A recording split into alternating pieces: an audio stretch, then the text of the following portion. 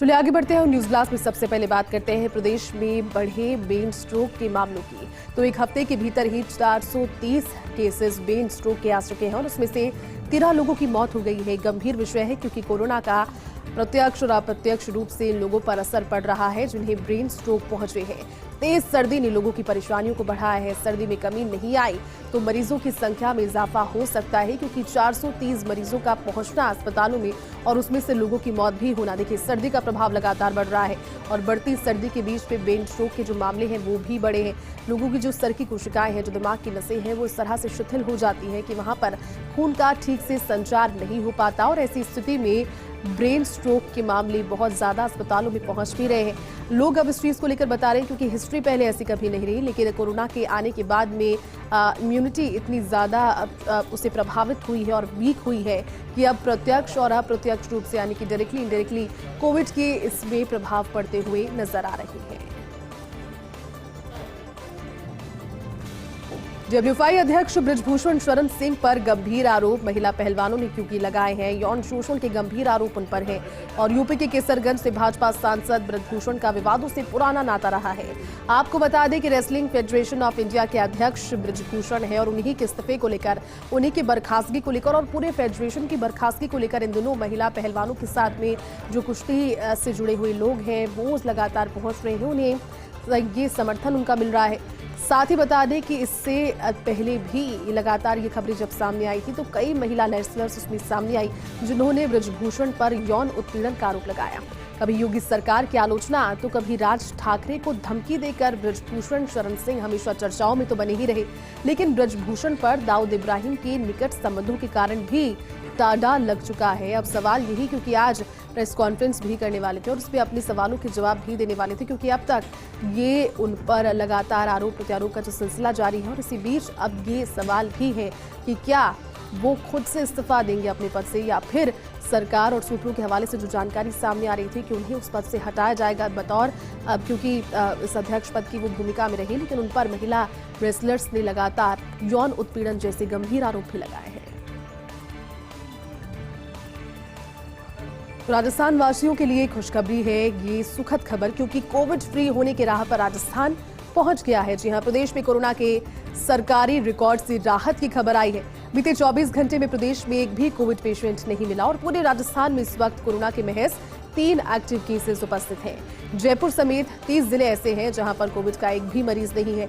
जैसलमेर, सीकर और उदयपुर में एक एक मरीज मौजूद हैं और ऐसे में उम्मीद ये है कि अगले 1 से 2 दिन में ये केस भी नेगेटिव हो जाएंगे, यानी कि 2-3 पॉजिटिव केसेस, जितने भी केसेस बाकी हैं पूरे प्रदेश भर में वो भी नेगेटिव हो जाएंगे और फिर राजस्थान एक बार के लिए कोरोना फ्री हो जाएगा। यदि इस दौरान कोई नया कोविड मरीज नहीं मिला तो राजस्थान कोविड फ्री जल्द ही होने के कगार पर है।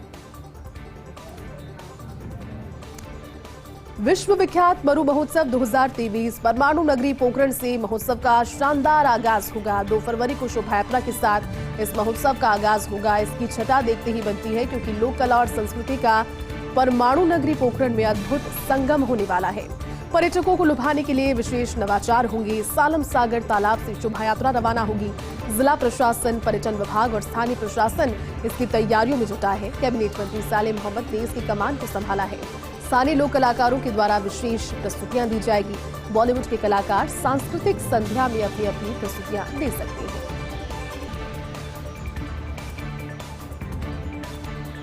शरद यादव को क्यों नहीं दी नीतीश ने श्रद्धांजलि? सवाल सभी के मन में, क्योंकि जो खास लोग हैं वो भी इस चीज से विचलित हैं, जबकि भाजपा, कांग्रेस सहित सभी विपक्षी नेताओं ने उनके निधन पर उन्हें श्रद्धांजलि दी। लेकिन नीतीश के इस कदम पर राजनीतिक दलों ने हैरानी भी व्यक्त की है। नीतीश और शरद यादव ने कई दशकों तक जेडीयू में एक साथ काम किया। शरद यादव, आपको ज्ञात होगा कि 2015 में नीतीश के भाजपा से हाथ मिलाने पर अलग हो गए थे। इस चीज को लेकर उन्होंने अपनी नाराजगी जाहिर की, जबकि शरद यादव ने कैबिनेट मंत्री पद की पेशकश को भी ठुकरा दिया था। अब जो विश्लेषक हैं वो शरद यादव को श्रद्धांजलि नहीं देने का अनुमान लगा रहे हैं। इसी चीज से जोड़कर देख रहे हैं कि नीतीश ने उन्हें श्रद्धांजलि नहीं दी और कहीं ना कहीं मन में जो एक ठसक थी वो अभी भी उनके बरकरार है। 15 साल पुराने सभी सरकारी वाहन कबाड़ बन जाएंगे क्या? क्योंकि 1 अप्रैल से कबाड़ में भी तब्दील कर दिया जाएगा, ऐसी बातें पहले सामने आ रही थी, लेकिन केंद्र और राज्य सरकार की 15 साल से अधिक पुराने वाहन, परिवहन निगमों और सार्वजनिक उपक्रमों की बसें इसमें शामिल है, जो कि कबाड़ में तब्दील होने वाली है। इन गाड़ियों में किसी भी सेना का कोई वाहन शामिल नहीं है। गत साल नवंबर में सड़क परिवहन मंत्रालय ने एक ड्राफ्ट इस संबंध में जारी किया था और ड्राफ्ट के अनुरूप ही अब इस पर आगे की प्रक्रिया भी होने वाली है। तो चलिए, एक सवाल है, क्या केसीआर की रैली से कांग्रेस पर प्रेशर बढ़ा है? क्योंकि तेलंगाना के सीएम चंद्रशेखर राव की रैली सफल रही। केसीआर की खम्मम रैली में 4 मुख्यमंत्री नजर आए। दिल्ली के सीएम, पंजाब के सीएम, केरल के सीएम और यूपी के पूर्व सीएम यहां पर पहुंचे और ऐसे में अब राहुल की यात्रा के समापन समारोह का आकलन किया जाएगा। पार्टी अध्यक्ष मल्लिकार्जुन खड़गे ने देश की 23 विपक्षी पार्टियों को न्योता भेज दिया है। वैसे तो राजस्थान के सीएम, छत्तीसगढ़ के सीएम और हिमाचल के सीएम इसमें मौजूद रहेंगे। झारखंड सीएम स्टालिन और तमिलनाडु के सीएम हेमंत सोरेन से भी संपर्क इसको लेकर साधा जा रहा है। हालांकि कांग्रेस ने आम आदमी पार्टी और भारत राष्ट्र समिति को आमंत्रण इसके लिए नहीं भेजा। तो वही माउंट आबू की फिजाओं में सर्दी का असर इन दिनों बरकरार है। बीते कई दिनों से कड़ाके की सर्दी का दौर जारी है। तो वहीं आज जहां अलग अलग जगहों पर तापमान में बढ़ोतरी हुई, लेकिन माउंट आबू आज भी न्यूनतम तापमान जमाव बिंदु पर ही टिका हुआ है। 0 डिग्री आज ये दर्ज हुआ। हालांकि माइनस से थोड़ा ऊपर पहुंचा है। 0 डिग्री पर तापमान दर्ज हुआ है, लेकिन 0 डिग्री भी तेज ठंड का आंकड़ा है। माउंट आबू में कई जगहों पर बर्फ की परत जमी हुई नजर आई। नक्की झील में बोटों पर भी बर्फ की परत नजर आई।